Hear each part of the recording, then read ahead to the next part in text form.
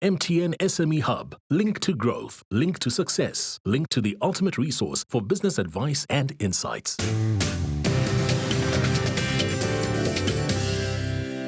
Welcome back to the Big Small Business Show. In studio with us today, we've got Judy Klipin. She is a coach.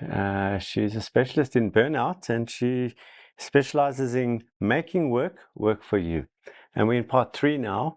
It's such an interesting conversation because I have an interesting relationship where I do try and manage not burning out. I do work a lot. But I enjoy working, but I do get the sense that I need to manage that from time to time. And sleep, we were speaking about sleep. Let's now move on to exercise. Exercise is something that takes time. Mm-hmm. As you get older, for some people, it's not so pleasurable.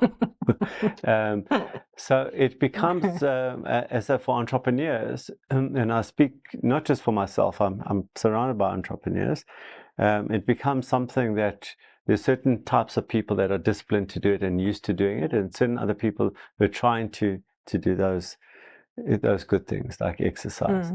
So let's just talk about generally the exercise as one of the tools for preventing or helping you with not burnout. So exercise is incredibly important for a whole range of reasons. It gets your blood flowing, it helps you to sleep better, it helps you to think better. It also generally encourages us to eat better, more fresh kind of stuff when you're exercising.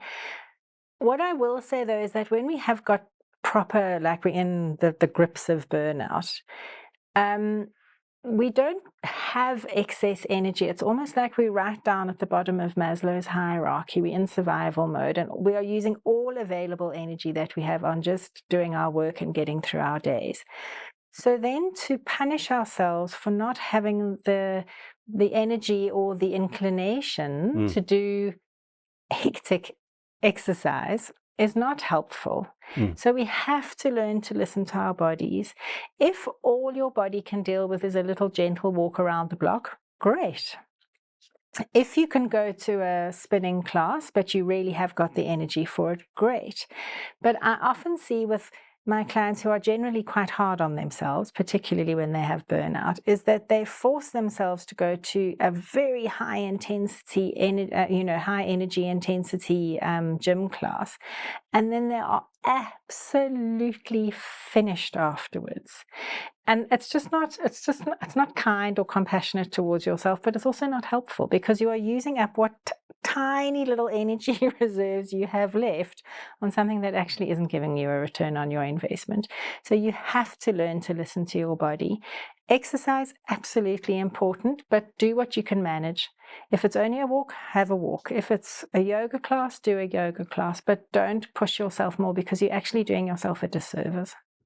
Okay, we've spoken about sleep, we've spoken about exercise. Let's talk about diet, eating.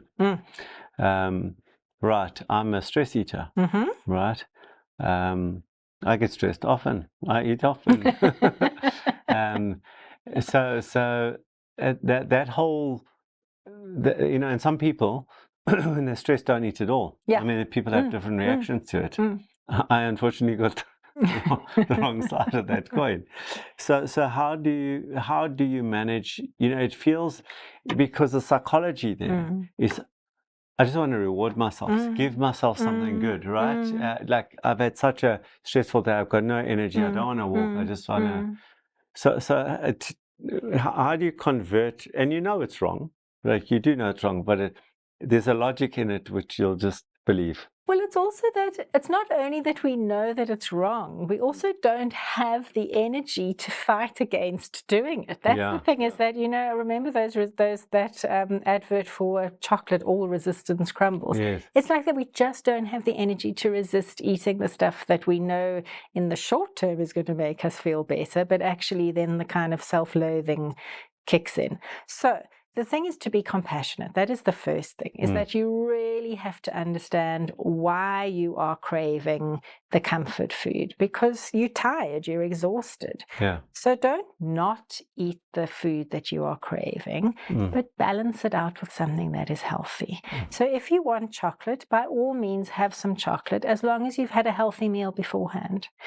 If you want, I don't know, hot chips with salt, great, but have a salad at the same time. So it really is about moderation. It's not about punishing yourself, because you're just going to feel worse, and then you're going to feel even more tired, and then you're going to be eating even more bad stuff. Yeah. Okay. But just balance it out. It's the same with if you have 6 cups of coffee a day, and some people I speak to are having like 20 cups of coffee a day. I know it sounds, and I don't know how they have the time, quite honestly, but there you go. And they say, I'm going to stop all coffee. Don't stop all coffee. That is not going to be good for you. Just make sure that every time you have a cup of coffee, you drink a glass of water, so that you are minimizing the impact of the coffee or the chips or the, I don't know, hamburgers, whatever it is that we eat. Just, be sensible about it, but be compassionate, because if you punish yourself, that's the worst thing you can do. Let's continue with the diet thing. Are there certain types of foods that have a high impact on, or a restorative? Protein. Is it protein? You Right. want as much protein as you can get. Right. Yeah, because your protein is building, it's feeding your muscles, it's feeding your brain, it's making you feel stronger and more competent. So try very hard to have as much protein as you possibly can, and then, go wild with the bad stuff. Protein and fresh fruit and veg. And the protein also is sort of helping with the maintain your sugar Absolutely. spikes and all that. Which is really important, and I'm pleased you've raised that, because if you don't deal with that, then many people who start off with burnout progress to having diabetes. We've got I'm sure you've heard all the adverts on the radio at the moment. We've got a huge problem with diabetes in this country. Yeah. Okay, so it's protein, then obviously the water from a water intake. There's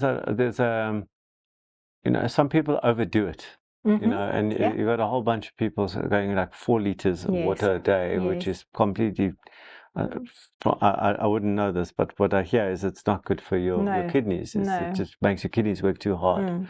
So is there a certain amount of water you should be drinking every day? Again, I think that you have to listen to your body and see, and water and liquid are 2 different things. So if you are drinking tea or coffee, as long as it doesn't have too many spoons of sugar in it, then that counts as water as far as I'm concerned. If you are drinking, I'm sorry, energy drinks makers, but energy drinks are not good to anybody.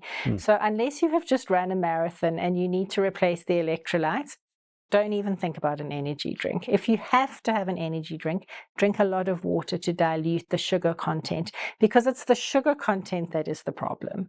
So, they say 2 liters of water a day, but, your 2 liters and my 2 liters, we're not exactly the same size. So we really just have to figure out for ourselves what works. But I do think, unless you are one of those people who thinks you have to drink 4 liters of water a day, we tend to underestimate how much water we want. And so if in doubt, have another glass of water. Okay, so we've just come to the end of the show. What an interesting conversation. I do want to have you back. I think there's a lot more to talk about. We've spoken a lot about the sleep, the food, the drink, those kinds of things. But I think there's a whole psychological element to this as well, which I'd like to cover. So that's it for today's show. I hope it was informative, especially to our entrepreneurs out there who are suffering from burnout right now, or hopefully are now alert to those things that might cause it. And of course, do remember, if you think it, write it down and make it a reality.